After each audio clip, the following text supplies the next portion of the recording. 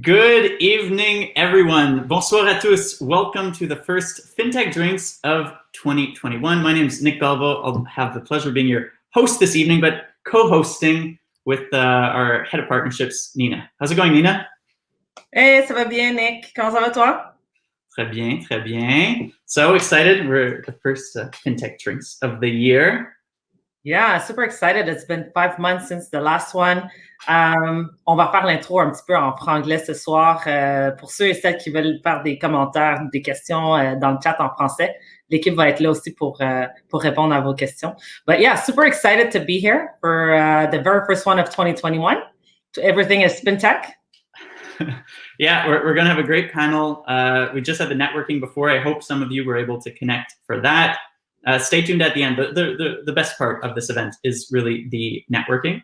But to kick things off, like we've been doing in the past, I want to know what you are drinking this evening, Nina. What's your beverage of choice? Alors, ce soir, I'm drinking a mojito for Mojito. For people who are more familiar with the beverage. So I'll be sipping while listening to this exciting panel tonight.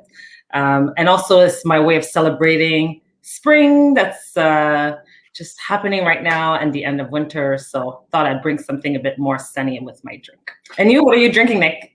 Well, since we're rolling in April tomorrow, same. I'm on some sunny vibes. Dieu du ciel, disco soleil. Never tried this one. It's a citrus IPA. So unlike you, my drink is not ready. I'm going to open it up. But love to hear in the chat. Say this is a one-way conversation. But Nina, that's why I'm glad you're starting this off with me, because in the past, when I would just speak monologue myself about what I'm drinking, it's less fun. But for those of you tuning in, let us know. Well, first, say hi, introduce yourselves, and let us know what you're drinking. No pressure if you're having water or tea or coffee or nothing at all. It's any two pass. Yeah, and if you had good cocktails recipes, mocktails recipe, I'm a taker. Soyez pas gênés de le partager dans le chat. Écoute, it's the best of both worlds, FinTech and drinks. What else can we ask for? Yeah, well, we'll be bringing the FinTech. Like, you'll be definitely learning some stuff about the sector. But if we could learn some new cocktail recipes at the same time, I think that's a win-win. But cheers, Nina. Cheers to everyone tuning in. I'm going to test this out right now. Okay, Nick.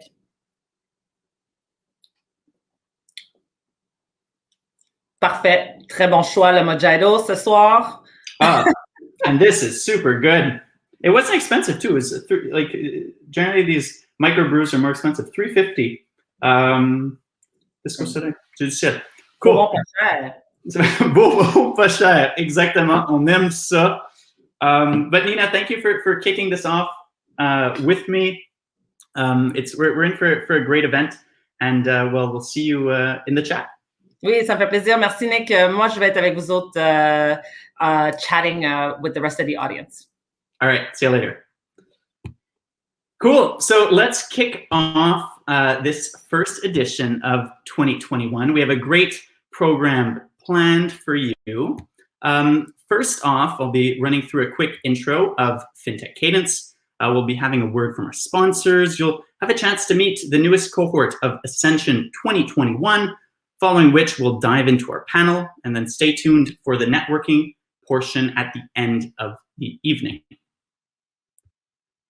So, if you've never heard of FinTech Cadence before, we are Canada's FinTech hub. We're a nonprofit organization founded in 2017 with the mission to develop Canada's future FinTech leaders. We do this by focusing on 3 pillars, the first of which is education. We also aim to support early-stage FinTech startups. And lastly, collaboration, where we collaborate with financial institutions and other organizations to be able to solve innovation challenges. We have 4 programs, the first being the certificate, which is so people interested in financial technology can learn the ABCs of FinTech through a 3-month program. We have Ascension, which is a program that's wrapping up very soon. It's an incubation program for early-stage FinTech startups. This year we have 15 startups that, by the way, stay tuned for our demo day that will be taking place very soon, next month, as well as the Formathon, which is an open innovation competition, a 3-week hackathon, essentially, where we have bunch of challenges. Each challenge this year is going to have a $5,000 prize attached to it. So if you're interested, please check out the Formathon. And lastly, the IFH Lab. IFH is an organization that recently joined FinTech Cadence. This is the second year this cohort takes place. It's a 6-month accelerator for fintechs focusing on the financial health of Canadians. And we invite you to stay tuned for that cohort announcement as well. We also have 3 events, FinTech Drinks, which you're all here part of this evening. Our university series, where we go around different universities in Canada to introduce students to FinTech. And lastly, the Career Fair, where we bring together loads of organizations who are recruiting people in the financial technology sector and match with job seekers.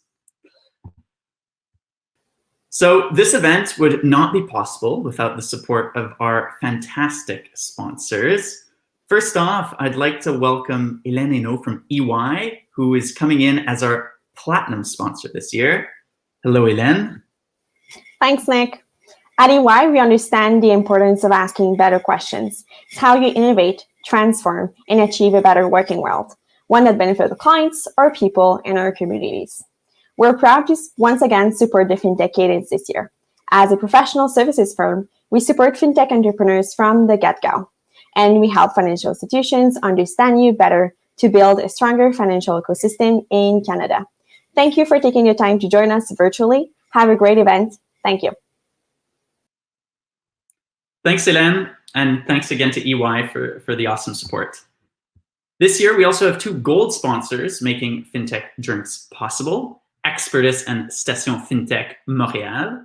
To speak about their organizations, I'd like to invite Ryan Dawadi and Mathieu Lambert to share a few words.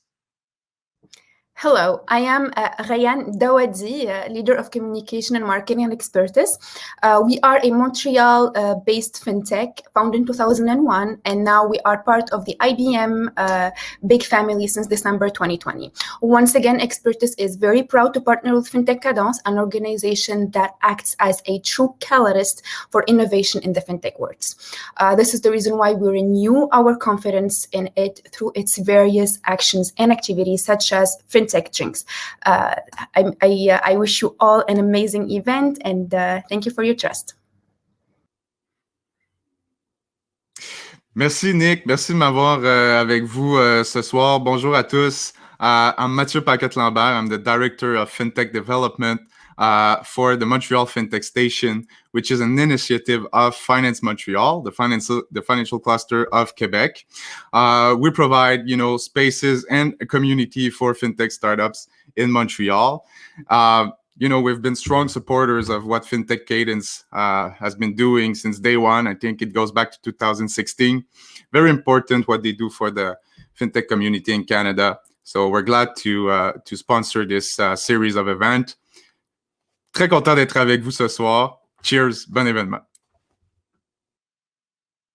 Awesome. Thanks, Ryan. Merci, Mathieu. Nice to see the both of you, and thanks again for your support of FinTech Drinks. We also have community partners this year who make this event possible. Shout out to Montreal New Tech, Yes, and District 3 for their support in this event. All right, now it's time to meet the Ascension 2021 teams. So Ascension wraps up in just 4 weeks, where there'll be the demo day. It's going to be an awesome event that we invite you all to take part of. If you've not yet seen or discovered the 15 teams, this is your chance. Prepared a short video that we're going to play to introduce you to these teams. And they're all here this evening. So everyone, introduce yourselves. Everyone's been introducing themselves in the chat. I see the chat's on fire. But shout out, share the links for your startups and make sure you check them out later in the networking session. Cue the video. Hi, I am Milton Morales, CEO of Alpha. My name is Chris Gorey. I'm the founder of Blanket Health. Hi everyone, my name is Olga and I am the founder of Bound. Hey fellow FinTech innovators, my name is Salman Mullah and I am the CEO and co-founder of a company called FIFO. Hi, I'm Karen Moynihan, the CEO of Boss Insights. Hi there, my name is Daniel. I'm co-founder and CEO at Calsa. Hi there, I'm Chuck Allen, and I'm the CEO of Connect Markets. Hello everybody, my name is Melanie Delgado, and I am a co-founder at Mind the Gap. Hi, my name is Trevor. I'm one of the co-founders of Monkiri. Hi everyone, my name is Jen Lagier, and I'm co-founder of Cuber. Hi, my name is Arshad Morelli, and I'm the founder of Rivi. Hi, my name is Yuri Allen, and I'm the co-founder of Upkey Solution. Hello, my name is John, and I am the founder of Whatify. Hello, my name is Claudio Romano. I'm the founder and CEO of Orchid Bee. Hello, my name is Christopher Tufford, and I'm the founder and CEO of Green Apple Pay, the future of digital fundraising. What we provide is a single connection to accounting, banking, and commerce information on demand.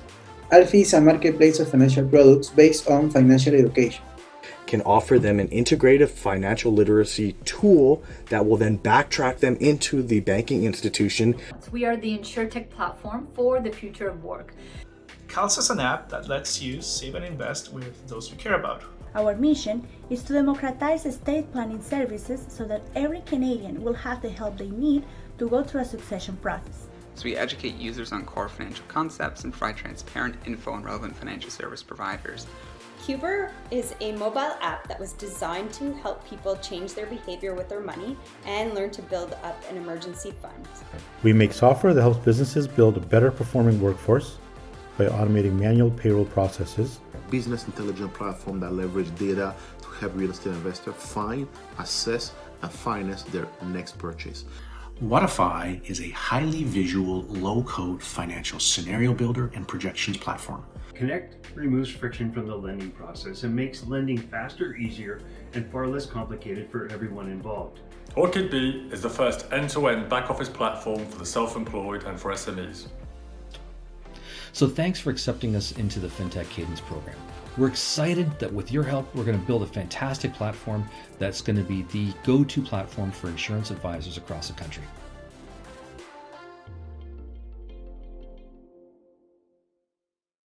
Awesome. Thanks so much, Ascension teams. Awesome having you with us this evening. As I mentioned, stay tuned for the demo day coming up very soon. We'll be sharing the invitation link with you via email in the coming days, so stay tuned for that. All right, so now it's time for the main event, the reason we're all here this evening, to speak about everything is fintech. Well, not everything is fintech, but in a not so distant future, it could be. With services like AWS, Plaid, and Flinks, it's becoming easier than ever to build a fintech company. Well, I know for the fintechs in the room, it's still difficult to build a fintech, but essentially these services are making it easier than before. So we're seeing companies that don't traditionally offer financial services starting to do so. Think of Apple and Apple Card, Uber, Shopify, and even IKEA now offering financial services. That leads us to the question if, soon enough, every company will be a fintech company. So tonight, to answer that question and to tell us what that means for the fintech sector, I'm excited to invite our two guests. Joining us this evening is Catherine Van Nuys, Global Head of Fintech Business Development at Amazon Web Services, and Bob Hamplin, Principal at Portage Ventures. Good evening to the both of you. Hi, good evening. Thanks for having us. Great to be here. Well, thanks so much to the both of you for being here. It's really a pleasure. I gave a very quick synopsis of your roles, but I'd love to learn more about you to kick things off. So Catherine, could you start off by telling us a bit about yourself and your role at AWS? Sure. So I started my career at Citigroup in debt capital markets, working in mortgage securitization, kind of pre-financial crisis. And then I moved to Lehman Brothers, where I was on a short-term credit trading desk. And sort of after that, I ended up getting my first taste of startups, working at a company called Roubini Global Economics, which is a macroeconomic research and consultancy company, where I ran the sales side of the business for EMEA and APAC out of London.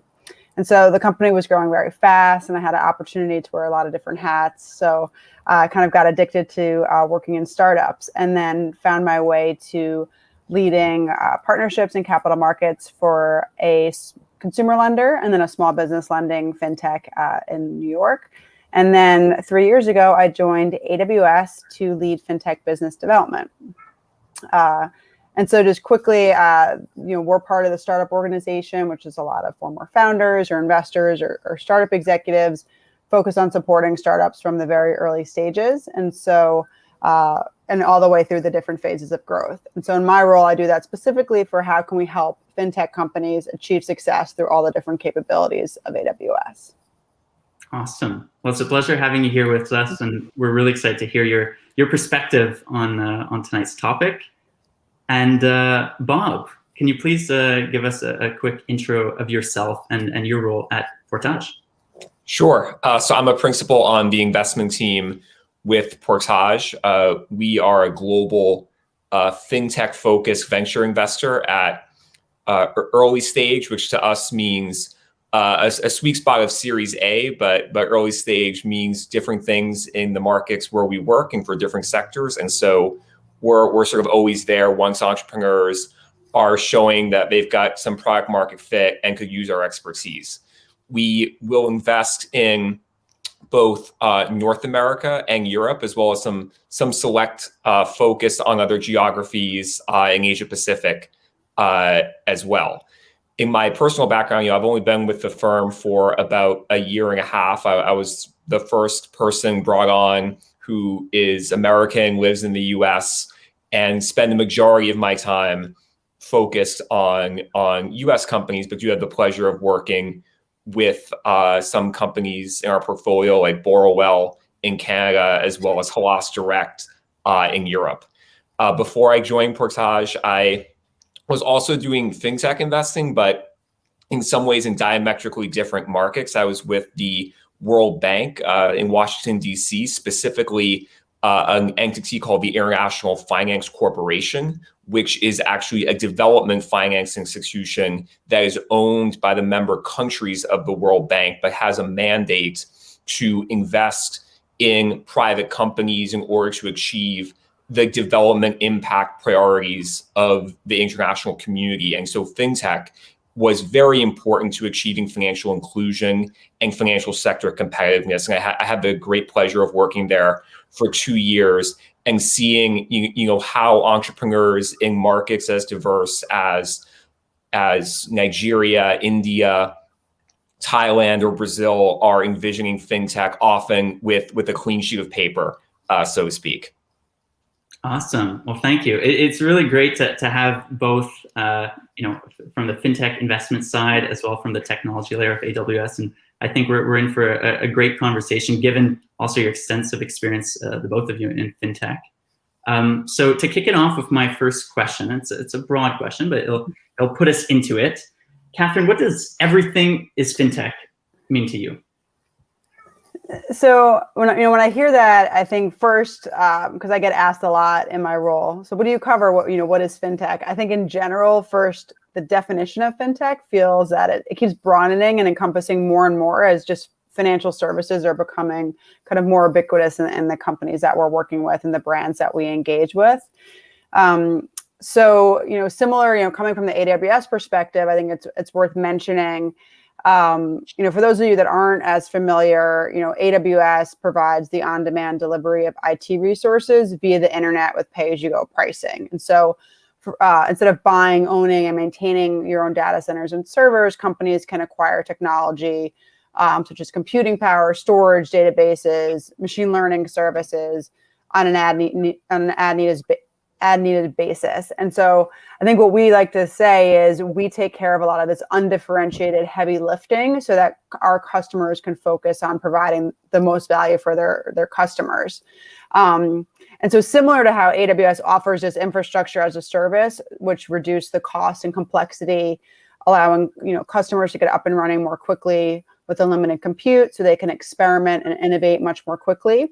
Sort of this infrastructure as a service is now expanded into financial services. But rather than having one company, it's many different companies focusing on different parts of the industry.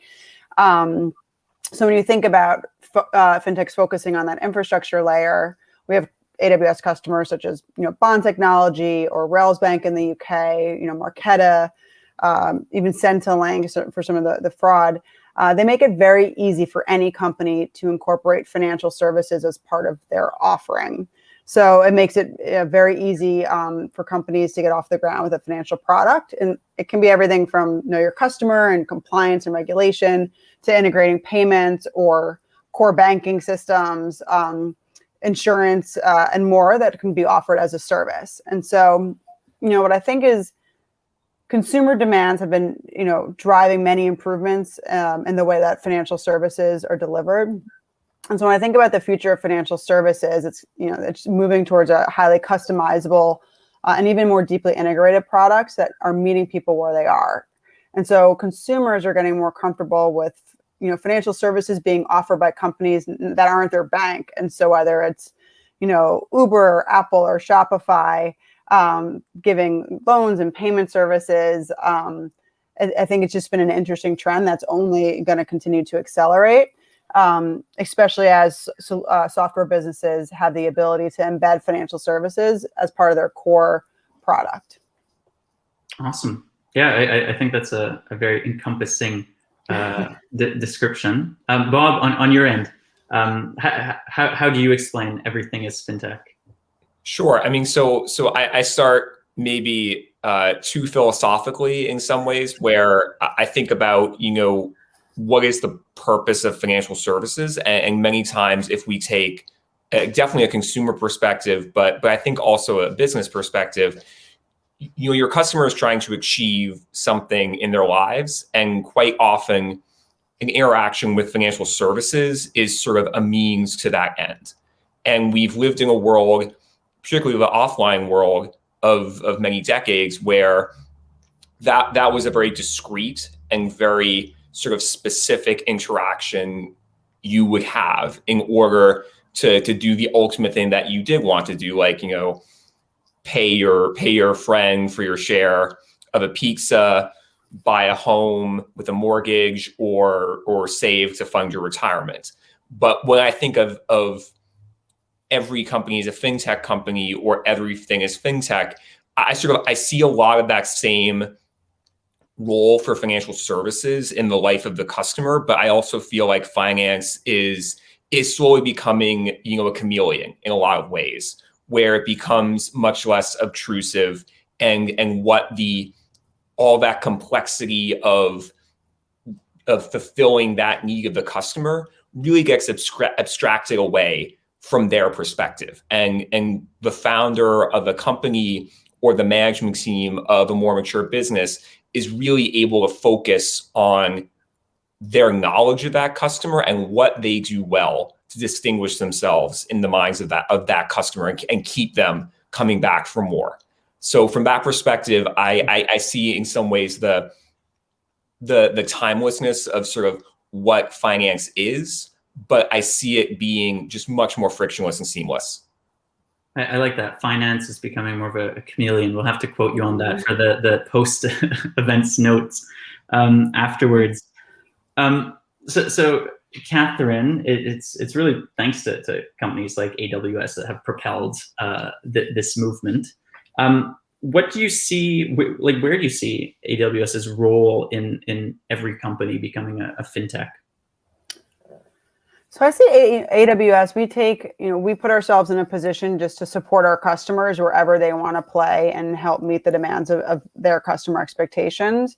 What's great is a lot of the companies I mentioned, and fintechs and startups in general, are building on AWS. And so the integrations and use of those services make it even simpler for customers. And so I think there's sort of benefits to the idea of leveraging that broader ecosystem and customers of AWS. When I think about my role in different ways that we can support customers, kind of above and beyond just even the technology, we have something called the Aws Marketplace. That's actually essentially an Amazon.com for software, where our customers can list solutions that other AWS customers can easily purchase and deploy. So the idea of, as these companies are offering the ability to embed certain financial services into their products, we just want to help them make that as easy as possible. And then we have a program called the Aws Partner Network, which we work with customers who find value in going to market together with AWS. And so it's really to help them win more business. So we look for opportunities to co-sell or co-market or refer AWS customers, or maybe subsidized proof of concepts. And so we just really try to meet our customers where they are and provide the best service that we can. And as many, and we want startups to be building on AWS from day one. And so we do focus on very early stage companies and making sure they're getting the right support and resources to sort of set them up for success. I remember in our preparation notes, I asked you, you mentioned the top 50 fintechs, according to Forbes, are all on AWS? Yeah, so Forbes comes out with a top 50 fintechs every year, and last year all of them were building on top of AWS. So, and what that means is not only does it, new companies that are building get to leverage that expertise that we're seeing it's not the first time usually we'll see a problem. We may have seen it with other customers. We have the expertise to solve it, and others can benefit from that knowledge. So, we're very proud and happy to call those companies customers. That's super cool. I'm curious who you see as other players now, or who might be other enablers in this movement, like AWS. Yeah, I mean, when I think about, so AWS is sort of the cloud piece. When I think about other fintechs or companies that are driving this forward, a newer startup that we've been working with is Move. They allow customers to embed banking and payment functionality into the application. And the idea is they're trying to take away the need to worry about protocols and site reliability and security and compliance, and they're trying to help solve for those problems. So they're a pretty interesting, customer that's doing some work in this fintech is everywhere space. And speaking about startups, Bob, I know one of your portfolio companies is Alpaca. Could you maybe tell us a bit more about, for those who don't know Alpaca, tell us about what they do, and maybe other startups in your portfolio that are driving this accessibility for that other developers can build upon their technology layer? Sure, happy to talk about Alpaca. I think everyone by now in North America, maybe globally, knows about Robinhood. They've been on the news a lot. Probably use it. Probably people have strong opinions about it. But the real thing that we see is that if you take a capability like stock trading, there is no particular reason why that needs to be done as a standalone company. And what we're increasingly seeing, especially in our consumer-facing portfolio, as they think about, say, a job to be done, which could be in the personal finance space, it could be leveraging trust in a brand or an emotion a customer has when they engage with a particular app or fintech company. What if you could embed that stock trading capabilities so that the customer never had to leave your app and go to Robinhood to execute their trade?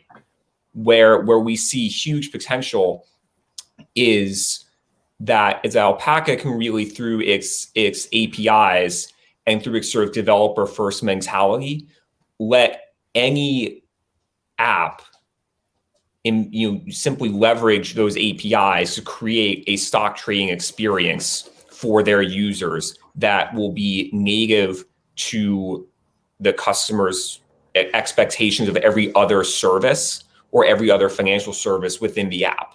And then give them, in some ways, I liken sort of the API-driven approach to the gold rush in California, where I'm not going to get rich finding the gold. I'm going to get rich selling the picks and shovels to everybody. And I wheelbarrows too. What Alpaca does, and we're seeing some really cool use cases. And again, this speaks to maybe a question we'll get into later. But there's all sorts of interesting pockets of demand that you can find, and we're seeing, especially in emerging markets, this massive appetite for people to access US stocks, and especially in ways like fractional shares that kind of work for the income levels and the wealth levels of various consumers around the world. And so when Alpaca provides this type of experience, it can be a huge net benefit to many apps around the world. Yeah, no, I think that's super interesting. And there's a bunch of other examples I'm sure we could give as well. I'd like to hear the both of you on, because we often see fintech, and 11FS as famously said, we're at 1% of fintech innovation.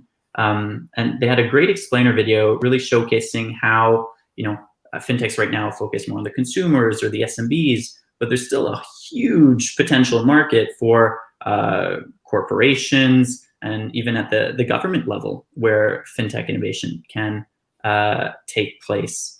Bob, I'd love to hear your thoughts on that, and then we could also dive into that, because that's more of the B2B or B2C, but there's also then that whole like plumbing or the infrastructure layer that needs to be built out as well. Back to your gold rush example.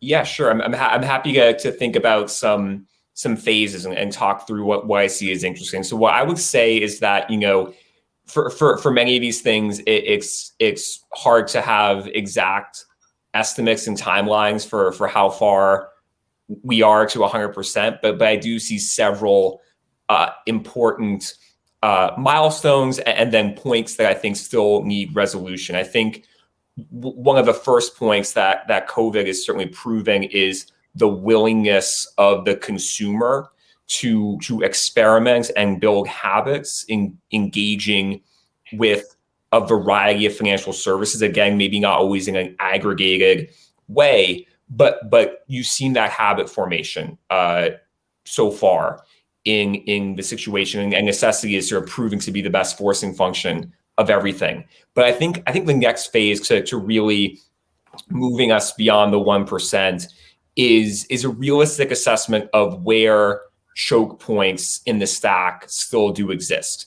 And I think if what we've seen, and another very exciting company in our portfolio called Synctera is really helping to speed up the ability of fintech companies and community banks to collaborate. And as much as there are many great innovations in fintech, the need for licensing is still pretty fundamental to a company's ability to operate. And what Synctera is really doing through a banking as a service model is trying to just sort of unfreeze that ability for community banks that realize that working with fintechs is a great way to grow, and maybe the only way they have to grow.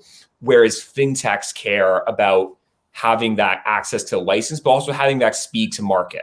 And hopefully, as we've seen several community banks be very innovative today, oftentimes they're still much like, if you're on a plane and you're circling the airport waiting to land, that's how some fintech companies feel.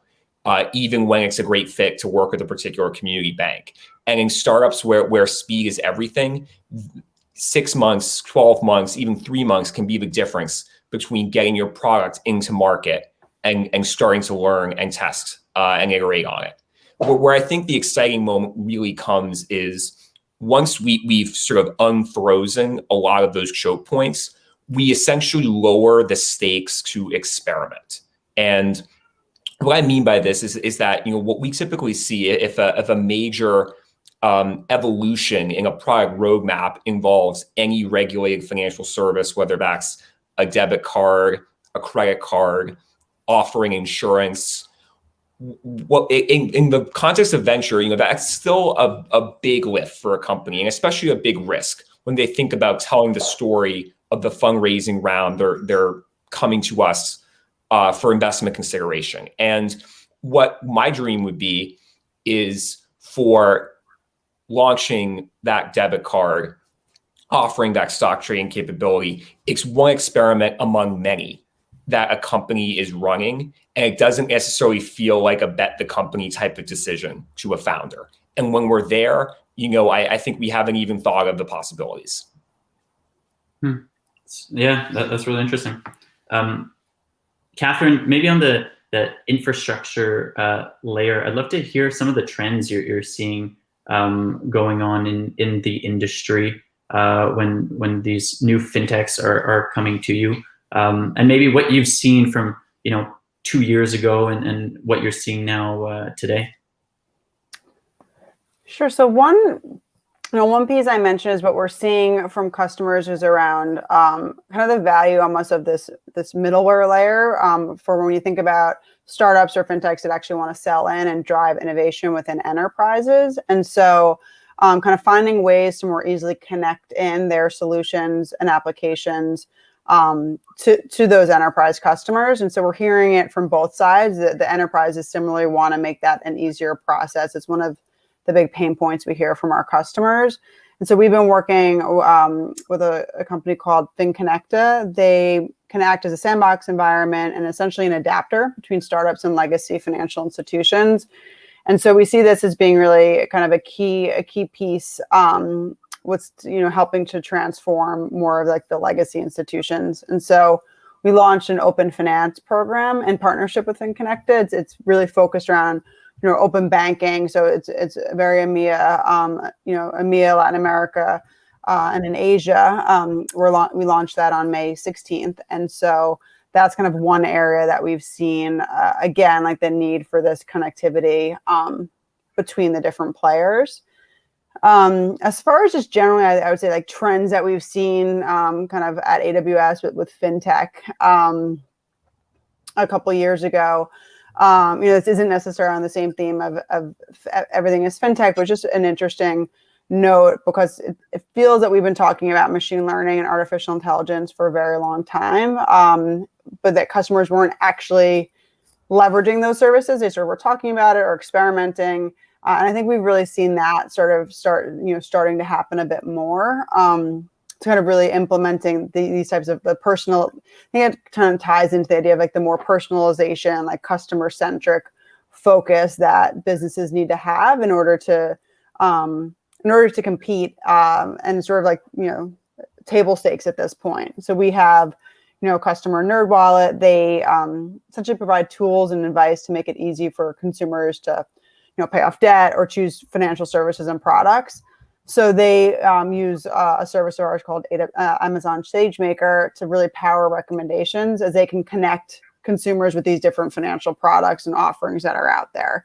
So I think that's something that we're finally seeing a little bit more, which is noticeable from 2 years ago when very few companies were actually using those services. And then the idea of like the global, so our team is a global team, and what we're seeing more and more is companies that are having success starting in local markets and then expanding out beyond that and looking for support as part of what the cloud really enables is a sort of global, kind of instantly able to access our global infrastructure and launch your products and services in new regions. And so I just spoke to a company called Verif. They do, highly automated identity verification. They started in Europe. Now they're moving into the US and growing really rapidly. And so I think that's another thing that we've been, focused on is supporting customers that are going through these types of expansions. Okay, neat. You mentioned a piece about the incumbents and their legacy systems. Curious to hear you how this uprise of facilitating access to financial services from traditional fintechs and just traditional companies now offering financial services, what this means for the incumbents, for the FIs. Yeah, so I spent a fair amount of time both thinking about maybe my background having come from more traditional financial services, but we do have a large team internally that works with these customers. And so I think that there's been a trend also over the past few years between with financial services companies realizing like they have to partner and they have to leverage some of this innovation. So not only is there a technology change, like they see how much easier it is for a cloud native business to launch and scale and experiment and try new things versus, having, a 12-month development cycle to try a new feature. And so I think we're seeing both a willingness on the technology side to migrate more and more of their applications, which of course was happening, but certainly accelerated by COVID and the move to digital. And so I think there's also just a willingness to partner. And you've seen that both through the rise in corporate venture investing and strategic investment by a lot of these banks and insurance companies. So they're sort of looking to invest in companies that they want to maybe partner with before they see a strategic opportunity, but they realize that these are sort of big opportunities, and ultimately are going to be using that technology. And they're much more open to the idea of partnering and leveraging these services. So it seems like they understand the need to compete and try and offer some of the similar customer experience. So we see a company called Hi Marley. They target the insurance company. They have an intelligent chatbot intelligent SMS for the insurance industry to be able to do something as simple like texting your customers. When you think about how you've engaged with your a traditional insurance provider. And then the company Personetics, which does like a customer engagement platform for financial services companies to kind of have more personalized recommendations and communications with their customers. And so we're seeing that happening, but and I think it's going to only continue to accelerate as we're seeing more and more of these companies and brands compete with the banks.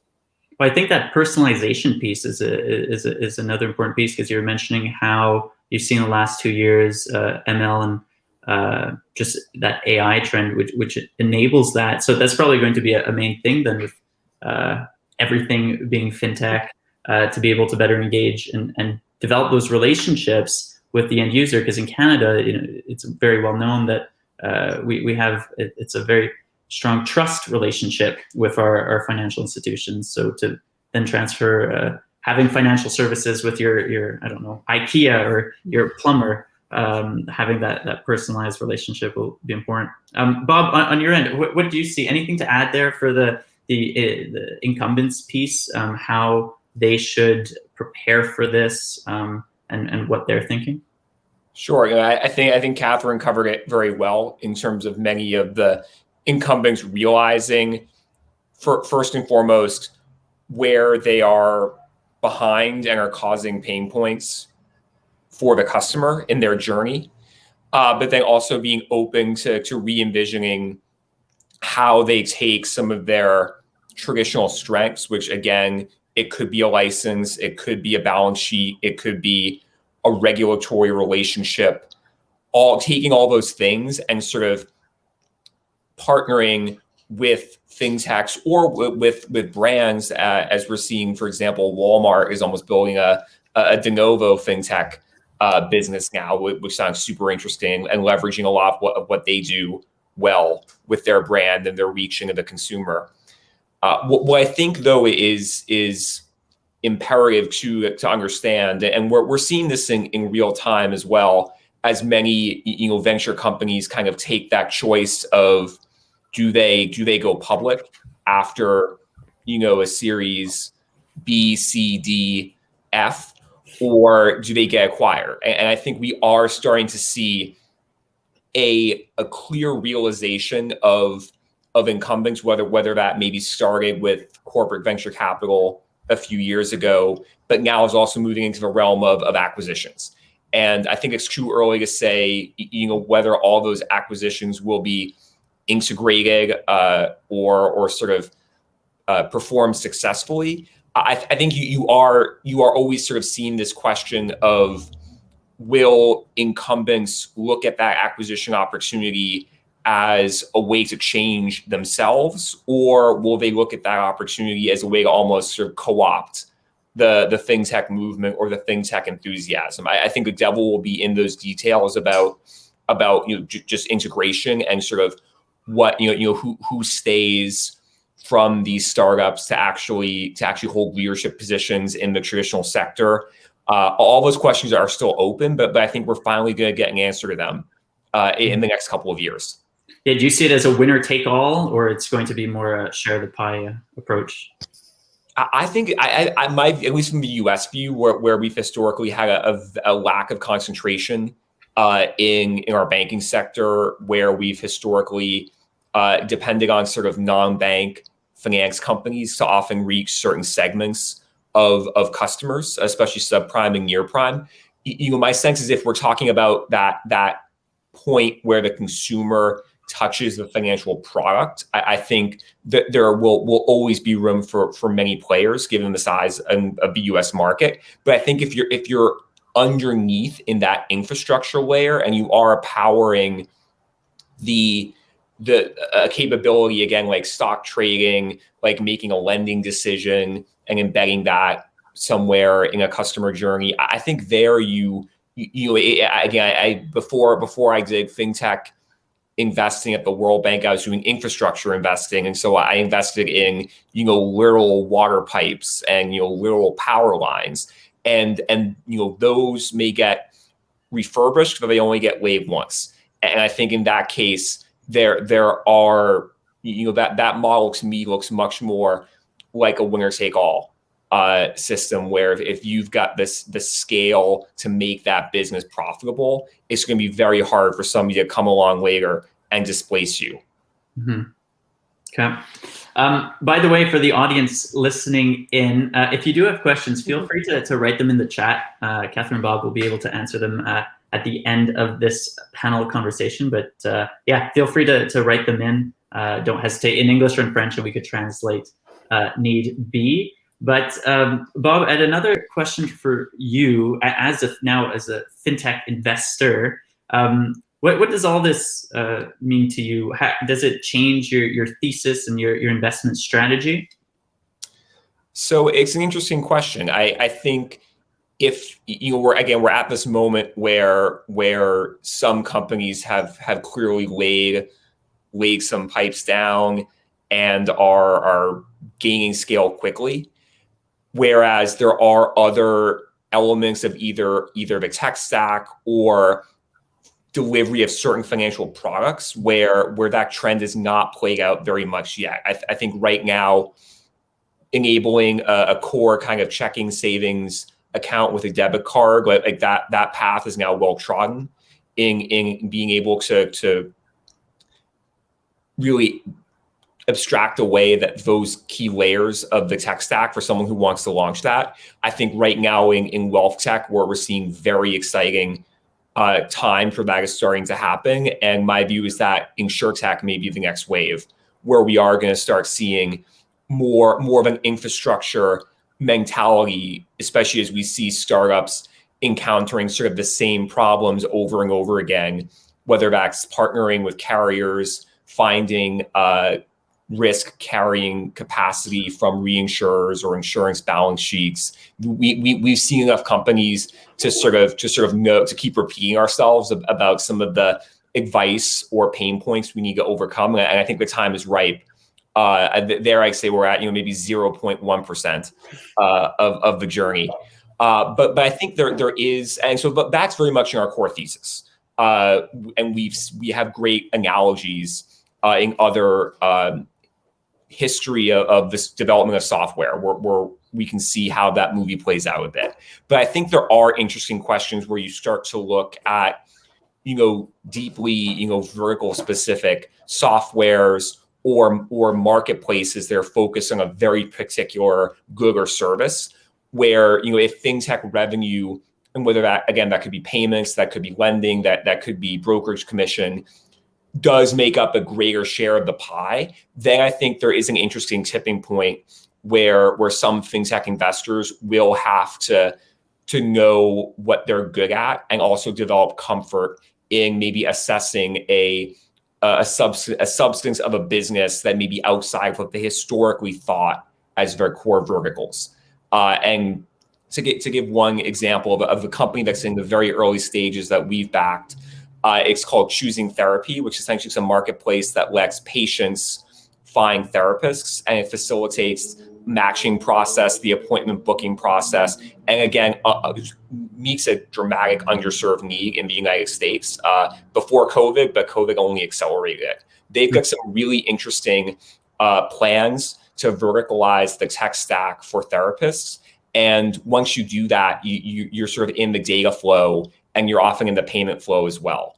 But again, we knew those latter parts of the story very well. We also had to educate ourselves about the digital therapy market, how is an attractive value proposition for a patient and a therapist to merge, and find entrepreneurs who really had understood those pain points where we could also add value on the fintech side and on the insurance side. So I think that you are going to see more and more of those deals, keeping in mind that thing I said first, which is that sometimes finance is really just a means to solving another problem. I think that's super interesting. Catherine, I saw you nod when you was mentioning the insurance companies, and that leads to my next question. And it segues perfectly because I'm curious to know what are some of the non-traditional partnerships you might have seen. So like not standard fintechs coming to you and wanting to work with your division.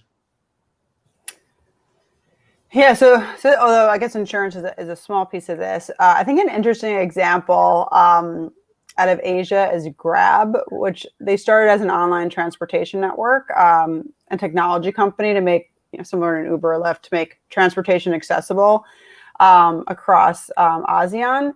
So they use AWS to help support millions of bookings, and then also try to think about like where will demand be for rides in 2 hours, for example. But then they, similarly started offering cashless payments in the app. Then now they have Grab Financial to kind of encompass, whether it's payments, rewards, loyalty, insurance for their drivers, microloans. And so now you can sort of, like get a car, order food, get a loan, so the amount of stuff that you can do and work with one brand. And they've been growing incredibly rapidly. And so our team works with them. But that's certainly a company I never would have thought would fall within like the fintech definition. And we're seeing that, over and over again. But that's one example. That's Grab, you said? Yeah, it's called Grab. Grab. I never heard of them. I'll have to yeah, I had another huge in Asia. Okay. That was a company we wish we had invested in at IFC. It was a classic story of, it was a transportation company at the time when IFC saw it. And it was, I think we knew that Uber made payments seamless. But it was, again, that question of, what's the right sequencing here? Do you first take the problem of how do I just get drivers and riders together? Am I a VC who wants to take that risk? Or am I the VC maybe who comes in once that basic network is built, and then we figure out how we sort of execute and get the right expertise to start integrating those payments and now many more financial services in the case of Grab. Very cool. I know you're both located in the US, but for the maybe Canadian fintechs that you see, what are some of the choke points or the difficulties happening right now in this in the Canadian market, if you could name some? We'll go with Bob. Okay. So I think what's interesting, and I've seen some of our portfolio companies struggle with this, is sometimes that enabling layer is much more concentrated and has almost a monopolistic feel to it. Where, if, and again, it gets back to if some of our portfolio companies, they may well want to build up a lot of their own tech stack to sort of own their destiny and be a tech first company. There are again moments where you need to partner. Maybe it's for a new service you're trying to offer. It might not be core to what you do, but it will help. It will help provide a more complete solution to your customer. In those cases, again, what I would say from earlier is that we want to make those experimentations as easy as possible. None of us have a crystal ball, but we do want our companies to experiment where they have the intuition and they have the view that this is something, say, worth offering to a customer. We have to do this through a partner, at least at first, even if we don't do it through a partner forever. That ability to just sort of do that experiment, get enough data to truly learn from and make your decisions quickly and iterate after that. That's the step where you sometimes don't know if sometimes it's the lack of the infrastructure layer or lack of options, I could say, if that is really the barrier that you have to overcome, or was the problem in your product or service. You need that clear ability to separate out what's causing the feedback you're getting. And I think that's something where, you know, our many of our portfolio companies in neobanking, in digital wealth, I think they're providing tremendous value for Canadians across the country. And I'm just hopeful that the overall environment will continue to support the growth of fintech, and will certainly be there to help them. Awesome. We're running out of time before we head into the networking session. So I wanted to end off with a last question. We have our 15 startups from Ascension in the audience this evening, and many other startups here as well. So Catherine, some closing words of just advice or tips to the founders listening in. Sure. So I think kind of one piece of advice I'd have is, if you are building on AWS, that we have so many resources and support that we can provide to you at the very earliest stages. So don't hesitate to reach out to the team. It really can be incredibly valuable. I think something that we think about, I was thinking about this a little bit when Bob was talking about, when thinking about Canadian startups, is generally, especially as you're looking potentially to expand into other markets or look at, customers elsewhere, really kind of getting that compliance and security and data protection down from the very early stages. That's something that I focus on a lot, and putting together content and resources for our customers on that topic. So I think just, making sure, thinking about those things to the extent that you're selling into or working or partnering with other institutions and or just dealing with consumer data. I think that's, incredibly important. And we all too often see startups that kind of want to deal with that later, and we don't advise that. Thank you. Bob, on your end, any advice as an investor to the startups in the room? Sure. What I would say is the earlier stage you are, the more important it is to sort of ask yourself, what do you know about serving your ideal customer that is unique to you, whether that's your prior jobs, whether that is your upbringing. Really focus on that nailing that first use case. Like who is that perfect customer?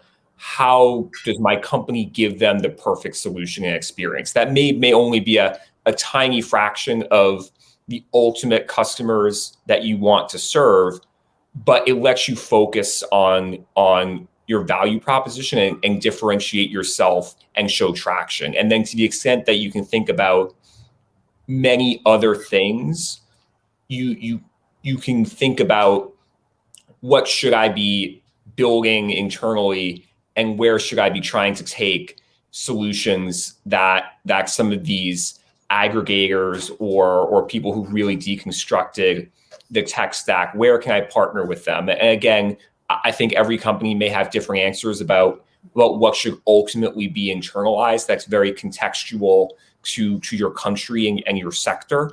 But the best way to get a VC's attraction is traction. And you only do that when you can focus on what matters, which is, again, the product, the service, the customer. And after that, there are many more questions, but that's where firms like us can help with our subject matter experts, with our context, of having seen how companies execute maybe similar strategies in different countries. That then we can help a lot. But if you bring us that traction and that spark with the customer, then you've got our attention. I think that's some great advice and some inspirational advice as well. I have a bonus question before we leave you. And so this one we're going to project into the future. So, and I invite everyone in the audience to think about this question, but say 10, 20, even 50 years from now, you as a consumer, how do you picture yourself in, say, 50 years interacting with financial services? how does it play out in the future? I'll give you a moment to think about it, because we did not plan for this question. But if whoever wants to go first, I invite you to jump in. Yeah, we'll have to put you on the spot. Catherine, we'll start with you. It doesn't have to be a elaborate answer. You won't be graded on this, but how do you see a world where everything is fintech and that you could interact with your... And I think that example of, I'm forgetting it, that company in Asia that you mentioned is probably a good precursor to what we could expect, no? Yeah, so I think, I don't know if this is kind of futuristic enough, but I think there's like both, I just went through buying a house and getting insurance, and I know there are a lot of companies that make that an easier process, but it was not that way for me. So I think I see a world where just it's just so much easier to get more personalized offers. I think there'll be more the idea of a continuous underwriting of products, being able to get insurance at and when you need it, more seamlessly being able to kind of access and send funds. Like even now it was impossible you'd be shocked at kind of some of the challenges I went through. So I just see it being just a much more seamless, easy to use process, but I think that's probably not that far off. So I don't think that's we would hope. Let's innovative. hope. Yeah, I don't think that's like visionary enough. That's sort of my hope. I just want it to get a lot easier and a lot more personalized. But I'm sure Bob has a much better answer than I do. Well, I guess the science fiction dream would be, maybe coining a term like intergalactic fintech, and thinking about it that way. But I think we'll still have the same goals. And I think really that ability to personalize and predict is going to be crucial. Like I think there's if you assume that people have the same aspirations for a secure life, to own assets, to have access to capital when they need it, and have the right relationship of money in their with their family, their friends, and society. I think it's really taking we know how to solve more and more technical frictions, and there's many more we still need to solve. But I think my dream would be that we're getting past the technical frictions and able to leverage all this compute power, all this data sophistication to just making that experience with money in our lives, something that is not a barrier, but just something that fulfills our goals. Well said. Well said. Well, thank you so much to the both of you, Catherine and Bob, for taking the time this evening to be with us. It's truly appreciated. And as mentioned, if you have questions for Catherine and Bob, feel free to write them in the chat, and they'll take a moment to answer them. But yeah, thank you again, and wish you a great evening. Thank you. It was a pleasure. It was a pleasure. Thank you. All right. So for the last part of the evening, we invite you to stick around. We're going to move on to the last part, which is the networking. But thank you again so much to our speakers this evening, Catherine and Bob, for being with us. Thanks to our sponsors for making this event possible. And thanks to you for being with us, cheering and participating in this awesome event. Be on the lookout for an email following this in the coming days. Remember, we have the demo day for Ascension coming up, the Formathon, which will be kicking off Canada's biggest fintech competition, a 3-week hackathon that we have tons of challenges, a few challenges, which each having a $5,000 prize. So invite you to check them out on the website and see which ones you'd be interested in participating in. And we'll also be sharing the next fintech drinks that'll be coming up with Payments Canada. So definitely stay tuned for that. Thank you so much, everyone, once again for being here, and we'll see you in the networking. Have a great evening.